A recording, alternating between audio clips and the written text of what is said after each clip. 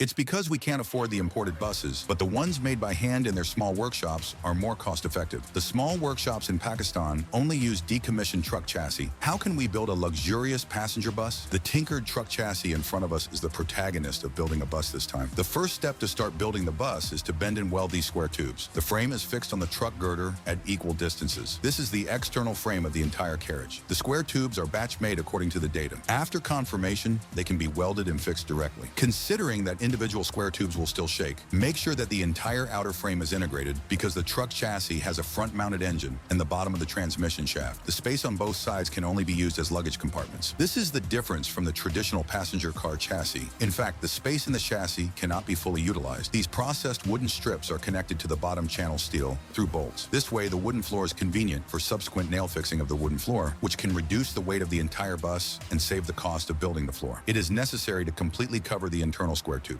These iron sheets are the outer skin of the bus. Although their small workshop does not have advanced equipment, the entire bus is also built in a modular way. The efficiency is undoubtedly beyond doubt. After careful gap comparison, the master still needs a lot of spot welding to fix the inner parts of the carriages. There will be desoldering of the carriages in the future. After confirming the basic prototype of the bus, they will use the current iron sheets. The newly processed wooden boards must be laid flat on the floor inside the carriage. The small and suitable wooden boards can fit tightly so that they do not have the same conditions as the main airport. The boards used are also made of solid wood, which can very well reduce the appearance of dogs. The most important thing is the experience. The bottom plate fixed with wooden boards is second-hand, but it is equally strong and durable, just like the second-hand car that Lao Wu Gang bought. I recently bought a Tibia from Gwazi second-hand car and spent more than $90,000 to drive it. Like new, the price of a new car is reduced quickly. It's a great deal. The trucks have all gone through official professional testing and will be tested for 3 days. If you can salvage the truck, you can sell it at a high price. Just sell melon seeds on the second-hand truck.